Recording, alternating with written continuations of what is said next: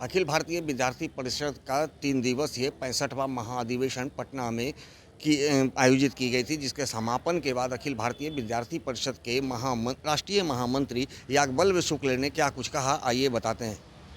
पटना में जो 65वां प्रदेश अधिवेशन पूर्ण हुआ है, इसके लिए खास करके सभी पटना के नागरिकों का, मीडिया पत्रकार बंधुओं का और पूरे समाज का हृदय से आभार प्रकट करने के लिए आपके सामने आए हैं कि जिस प्रकार से पटना के लोगों ने, पटना के प्रत्येक जनमानस ने विद्यार्थी परिषद की इस प्रदेश अधिवेशन को सफल बनाने के लिए हमें सहायता दिया, सहयोग दिया और स्नेह दिया, उसके लिए विद्यार्थी परिषद पूरे समाज के सामने नतमस्तक होकर के आभार प्रकट करना चाहती है। इस प्रदेश अधिवेशन में 885 पूरे प्रदेश भर से प्रतिनिधि सहभागी हुए। पटना के 100 से ज़्यादा कार्यकर्ता व्यवस्था के अंदर में लगे रहे और कई अतिथि प्रतिनिधियों को लेकर के ये प्रांत का अधिवेशन हमारा पटना के अंदर में संपन्न हुआ है। इस प्रदेश अधिवेशन के अंदर में ऐतिहासिक रूप से प्रांत का 2 अब भाग होगा, ABVP बिहार, उत्तर बिहार और दक्षिण बिहार। उत्तर बिहार की जो केंद्र है वो मुजफ्फरपुर, दक्षिण बिहार का केंद्र पटना होगा। कुल मिलाकर के 2 संगठनात्मक प्रदेश के रूप में बिहार विद्यार्थी परिषद अब इस अधिवेशन के बाद से हम सब लोगों के सामने आएगा। 2 प्रदेश मंत्री का इस प्रदेश अधिवेशन में निर्वाचन हुआ। हमारे बगल में बैठे हुए हैं दक्षिण बिहार के प्रांत के जो मंत्री हैं, श्री नीतीश पटेल जी हमारे छात्र नेता रहे, पटना यूनिवर्सिटी के निर्वाचित पदाधिकारी रहे। उत्तर बिहार के प्रदेश मंत्री के रूप में अभिषेक जी यादव मधेपुरा से वो रहेंगे और दक्षिण बिहार के प्रदेश अध्यक्ष के नाते प्रोफेसर उमेश कुमार जी रहेंगे, जो जहानाबाद के मूल रूप से रहने वाले हैं। और दक्षिण बिहार के प्रदेश अध्यक्ष, उत्तर बिहार के प्रदेश अध्यक्ष डॉक्टर अंजनी श्रीवास्तव, जो मोतिहारी केंद्रीय विश्वविद्यालय हिंदी के प्राध्यापक हैं, वो हमारे प्रदेश अध्यक्ष के रूप में निर्वाचित हुए हैं। 2 कार्यकारिणी इस प्रदेश अधिवेशन के अंदर में पूर्ण हुई है। आप सबको मालूम है और आप लोगों का बहुत स्नेह भी मिला इस अधिवेशन को कि अधिवेशन का विधिवत उद्घाटन महामहिम राज्यपाल के हाथों से हुआ और विद्यार्थी परिषद के राष्ट्रीय संगठन मंत्री आशीष जी चौहान का विशेष उपस्थिति इस प्रदेश अधिवेशन के अंदर में रहा है। कुल मिलाकर के यह अधिवेशन कई मायने में महत्वपूर्ण है और विविध आयामों को लेकर के है। इस अधिवेशन की पृष्ठभूमि में हम सब देखें तो आने वाला समय में विद्यार्थी परिषद की दिशा क्या होगी दोनों प्रांत की, उस पर हमने गहनता से चर्चा करते हुए 2 प्रस्ताव पारित किया है और उस प्रस्ताव में कुछ महत्वपूर्ण बिंदुओं पर आपके सामने हम साझा करने के लिए यहाँ पे उपस्थित हैं। प्रस्ताव क्रमांक 1 में हमने कहा कि राजनीतिक हस्तक्षेप से मुक्त बिहार की शिक्षा व्यवस्था खड़ी करने की जिम्मेवारी सरकार को लेना पड़ेगा। राजनीतिक हस्तक्षेप और प्रशासनिक हस्तक्षेप के ऊपर हम इसलिए बात करना चाहते हैं कि इस प्रदेश के अंदर में शिक्षा के साथ जिस प्रकार की सरकार की पॉलिसी रही, मैं बिहार में और खास करके पटना में मैं एक शब्द को बार बार दोहराता हूं कि सरकार किसी की भी हो, सरकार किसी भी दल की हो, शिक्षा के अंदर में पर्याप्त हस्तक्षेप हुए हैं, जिसका परिणाम आज गलत और दुष्परिणाम आज शिक्षा जगत के अंदर में दिखाई दे रहे हैं। एग्जाम्पल के लिए मैं आपको रखता, इसलिए इस विषय पर हमने प्रस्ताव पारित किया है। बिहार की परीक्षा बोर्ड जो है 10वीं और 12वीं की, वहाँ पे 9 साल से एक IAS की कब्जा है। करेक्ट करने वाली चीज़ है 7-9 साल, उसको जब जिसको जैसा लगता है किया जा सकता है।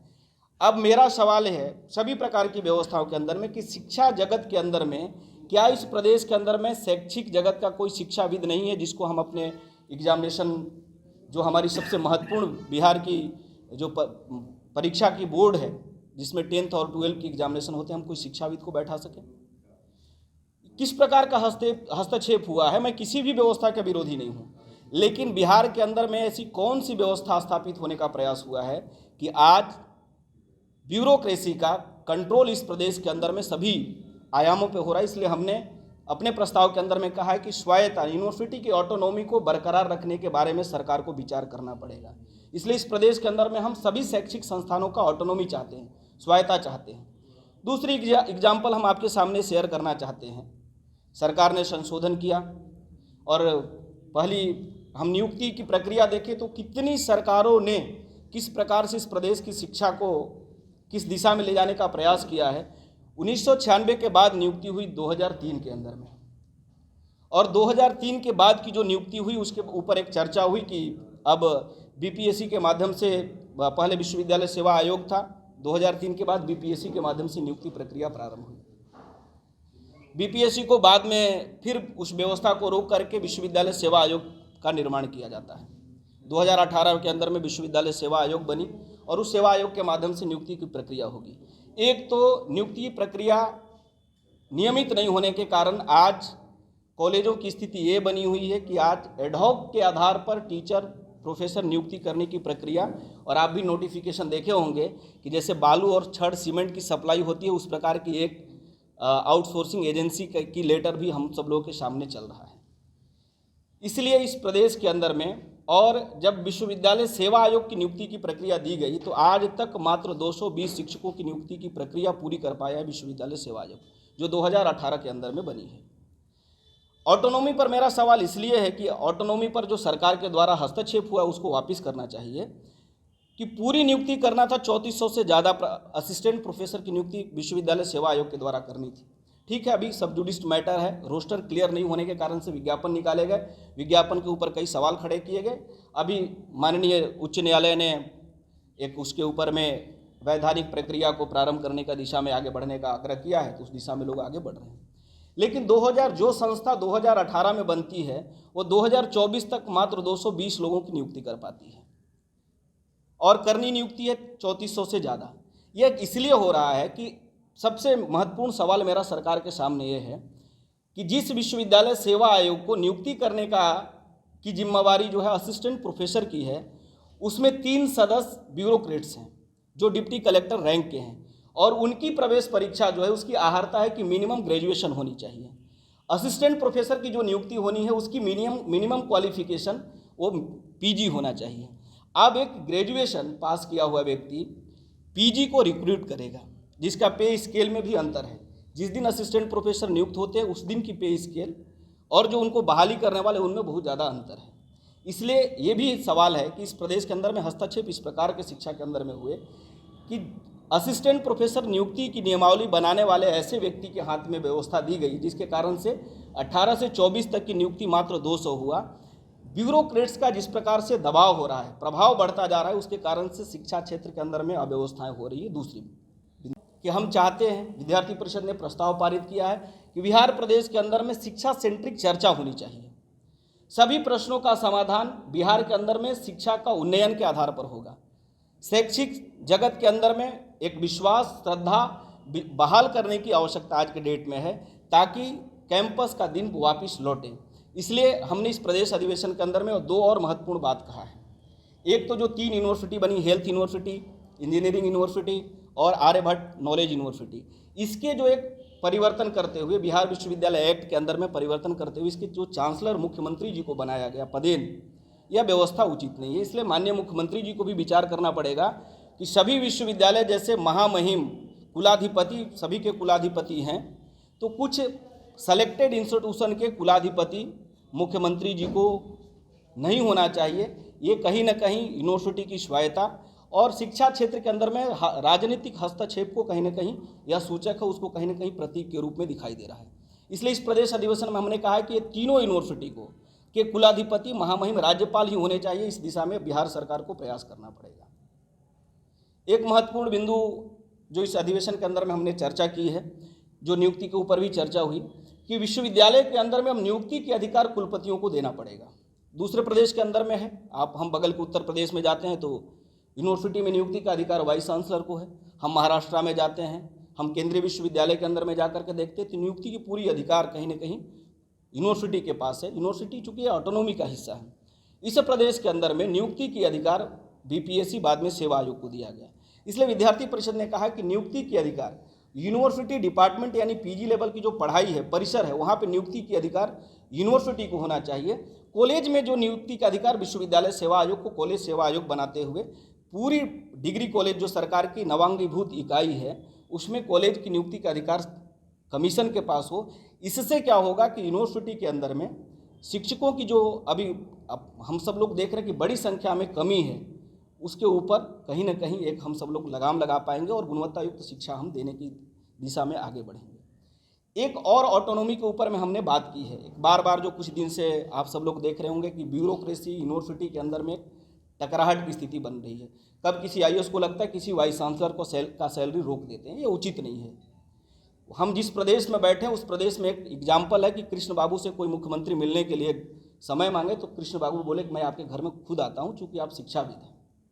ठीक है, डिटोरिएशन हुआ होगा दोनों स्तर से, लेकिन एक जो बार बार घटनाएं हो रही हैं, सेक्रेटरी अपने चैम्बर में कुलपतियों की मीटिंग बुला रहे हैं, ये बिहार के सेहत के लिए, शिक्षा के सेहत के लिए ठीक नहीं है, इसका निषेध होना चाहिए। इसलिए दो प्रकार की ऑटोनॉमी सरकार बहाल करे यूनिवर्सिटी का, एक तो फाइनेंशियल ऑटोनॉमी बहाल करे और दूसरी ऑटोनॉमी जो है एकेडमिक ऑटोनॉमी बहाल करे। मॉनिटरिंग करने के लिए, मैं ये नहीं बोल रहा हूँ कि आप मॉनिटरिंग छोड़ दीजिए, मॉनिटरिंग करने के लिए आप एक स्वस्थ सेल डेवलप करिए। यूनिवर्सिटी की ऑटोनॉमी को बरकरार रखते हुए जिस प्रकार की सरकार की कोई शिक्षा क्षेत्र में उन्नति करने की कोई मंशा है तो उसका ठीक से मॉनिटरिंग होना चाहिए, ठीक से एग्जीक्यूशन होना चाहिए। लेकिन दोनों प्रकार की autonomy, financial autonomy, academic autonomy, यह यूनिवर्सिटी के पास होना चाहिए। नियुक्ति का अधिकार यूनिवर्सिटी का पास होना चाहिए। इस प्रकार के हमने इस प्रस्ताव के अंदर में प्रदेश अधिवेशन में पारित किया है। हमने बिहार प्रदेश के अंदर में एक असीम संभावनाएं हैं। हम इस प्रदेश के अंदर में देखेंगे तो टूरिज्म को प्रमोट किया जा सकता है। इस प्रदेश के अंदर में एग्रो बेस्ड कई एमएसएमई के प्रोजेक्ट प्रारंभ करने की दिशा में प्रयास किया जा सकता है। इसलिए एबीवीपी ने एक समेकित डेवलपमेंट पॉलिसी के बारे में इस प्रदेश अधिवेशन में हमने प्रस्ताव पारित किया है। अभी वो प्रस्ताव आपके सामने हम सब लोग रखेंगे भी। इस प्रदेश के अंदर में आगामी 25 साल की सभी प्रकार के विकास को लेकर के हम यहाँ जो एक labour force, labour supplier state के रूप में हमारी जो एक आइडेंटिटी बनाने का प्रयास हुआ है, ये हमारी आइडेंटिटी नहीं है। हम तो नालंदा तक और विक्रमशिला वाले लोग हैं। इसलिए विद्यार्थी परिषद ने कहा कि सर्वांगीण बिहार के विकास के लिए हम सभी को एक 25 साल की नीति, समेकित विकास की नीति सरकार को डिक्लेयर करना चाहिए।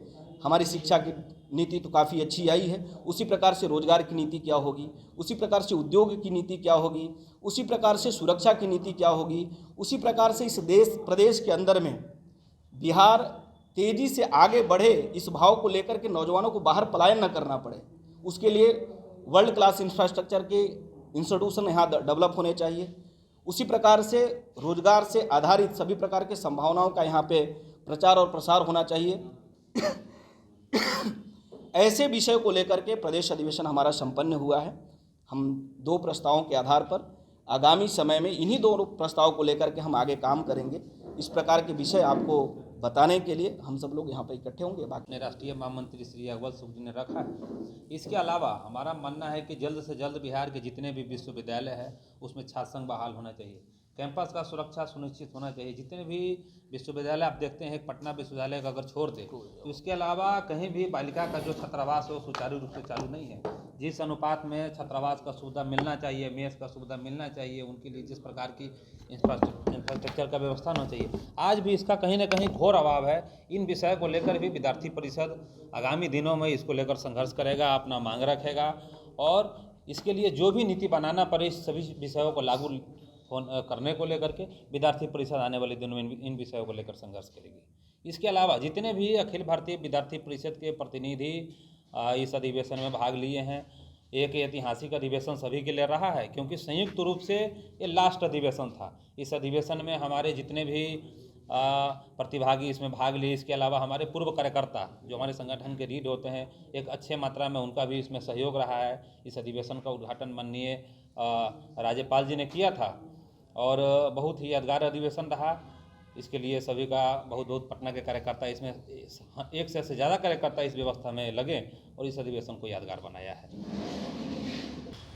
जैसा कि आपने सुना कि शुक्ल ने सीधे कहा है कि जिस तरह से अधिवेशन आयोजित किया गया था, यह एक ऐतिहासिक अधिवेशन रहा है और जिसमें बड़ी संख्या में विद्यार्थी परिषद के प्रतिनिधि भाग लिए और जो विषयों पर जो चर्चा की जानी थी उसमें खासकर शिक्षा को एक मुद्दा बनाया गया था और शिक्षा को लेकर के आज अखिल भारतीय विद्यार्थी परिषद के द्वारा कई सवाल खड़े किए गए हैं और कहा जा रहा है कि जिस तरह से आज बड़ी बिहार के शिक्षा व्यवस्था को तहस नहस करने की एक रणनीति तैयार की जा रही है, उसमें से अब शिक्षा से राजनीति को अलग करना पड़ेगा और इसके लिए विद्यार्थी परिषद लगातार अब धरना प्रदर्शन और आंदोलन करेगी ताकि शिक्षा में सुधार हो सके। दर्श न्यूज़ के लिए ज्ञानेंद्र की रिपोर्ट।